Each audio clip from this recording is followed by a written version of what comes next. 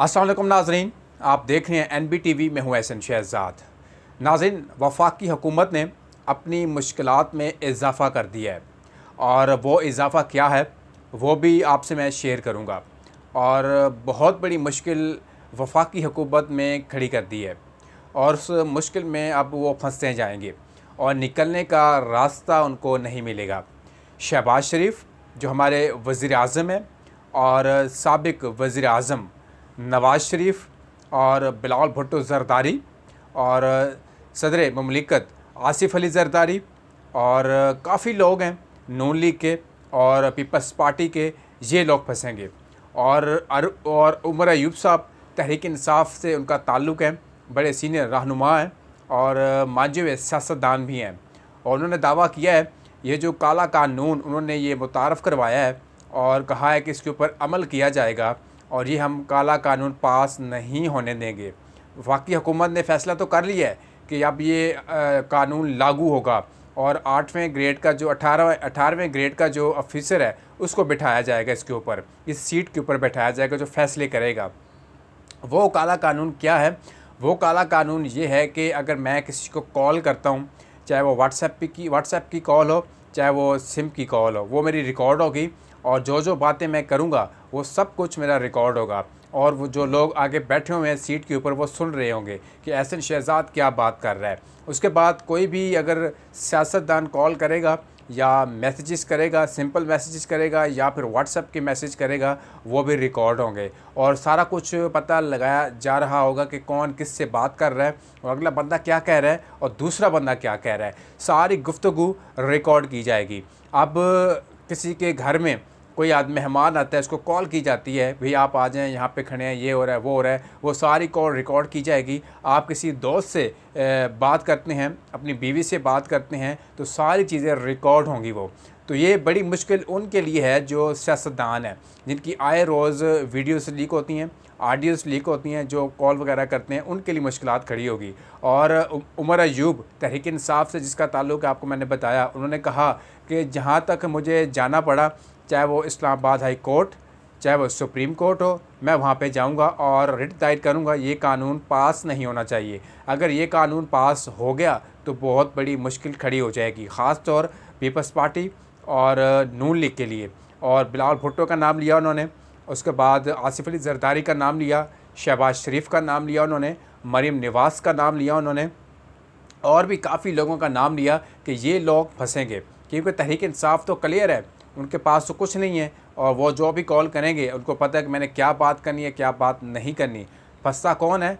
जो लोग कानून पास करते हैं वही फंसते हैं। उन्होंने साफ क्लियर कह दिया है कि आप लोग ही फंसेंगे, फिर आप लोग कहेंगे कि काश ये कानून पास नहीं करना चाहिए था। अब ये कानून पास हो चुका है और तहरीक इंसाफ इसकी मुखालफत कर दी है। तहरीक इंसाफ ने उन्होंने कहा कि ऐसा मुमकिन नहीं है कि कॉल रिकॉर्ड की जाए। हर किसी के पर्सनल मामलात होते हैं, तो आप किसी के पर्सनल मामलात पे ना जाएं। आप मेहरबानी करें, ये जो आपने नोटिस जारी किया है, कानून पास किया है, इसको वापस लिया जाए। अगर वापस नहीं लेंगे तो हम आखिरी हद तक जाएंगे और आवाम की जंग लड़ेंगे और पहले ही आवाम की हम लोग जंग लड़ रहे हैं। तो नाज़रीन, ये आज की जो अपडेट्स हैं मैंने आपसे शेयर किए हैं। अब इसमें फंसेगा कौन? इसमें फंसेंगे, ज़ाहिर सी बात है, सियासतदान फंसेंगे। आए रोज़ इनकी वीडियोस, ऑडियोज़ वगैरह लीक्स होती हैं इनकी।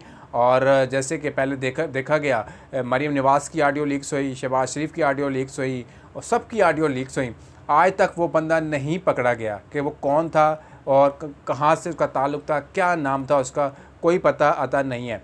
अब ये जो रिकॉर्ड रख रहे हैं अपने पास, इसके ऊपर 18वें ग्रेड का ऑफिसर बैठाया जाएगा जो ये सारी चीज़ें चेक करेगा कि फ़लानी कॉल कहाँ से रिसीव हो रही है और दूसरी कॉल कहाँ से आ रही है और व्हाट्सएप पे जो मैसेज हुआ है ये किसके पास मैसेज किया है और कौन करने वाला ये मैसेज है और कहाँ से किया गया मैसेज, किस टाइप का मैसेज किया जाए।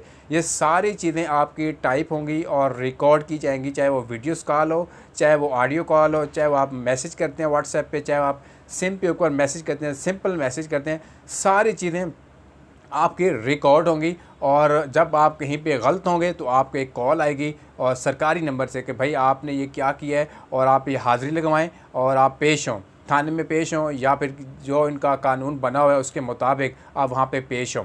उसके बाद PA टी ने भी नोटिफिकेशन जारी कर दिया। जितनी भी कंपनीज़ थी उन्होंने कहा ठीक है, हम लोग आप लोगों के साथ हैं, और नोटिफिकेशन जारी कर दिया है, आप लोग इसके ऊपर काम करें, हमारी तरफ से कोई इशू नहीं होगा। जितनी भी कंपनीज़ हैं, चाहे वो जैस की कंपनी है, टेलीनॉर की कंपनी है, यूफोन की कंपनी है, जितनी भी कंपनीज़ वगैरह हैं, उन्होंने सब ने एग्री कर दिया कि सर आप ठीक कह रहे हैं, हम आपके साथ हैं, पाकिस्तान की खातिर साथ हैं। उन्होंने कहा कि ये पाकिस्तान के लिए बहुत मुफीद है और पाकिस्तान के लिए ये बहुत बेहतर है और पाकिस्तान के लिए फ़ायदा मंद है। मैं हैरान इस चीज़ की हूँ कि पाकिस्तान के लिए क्या मुफीद है, क्या फ़ायदा होगा पाकिस्तान को? कुछ फ़ायदा नहीं होगा। जो चीज़ कंट्रोल करने वाली है, आप लोग उसके ऊपर काम नहीं कर रहे हैं। आप लोग सिम के ऊपर काम कर रहे हैं, कॉल्स के ऊपर काम कर रहे हैं, ऑडियो के ऊपर ऑडियो कॉल के ऊपर काम कर रहे हैं, वीडियो कॉल के ऊपर काम कर रहे हैं, मैसेजेस के ऊपर आप लोग काम कर रहे हैं। ये कोई तुक नहीं बनता, क्योंकि हर बंदा अपनी बीवी से बात कर रहा होता है, अपनी फैमिली से बात कर रहा होता है, भाई बहनों से बात कर रहा होता है, तो आप लोग